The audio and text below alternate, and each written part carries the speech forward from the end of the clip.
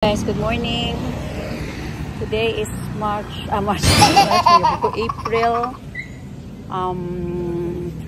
April 3 today, guys, and it's 6:19 AM. So naghintay tayo ng guys. Hintay tayo ng Maxim.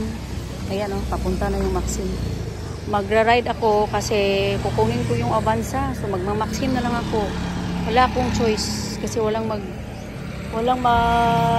sa akin, walang magkukonvoy sa akin pakuha ni Avanza. So waiting tayo ni Maxim. Ayan papunta na siya.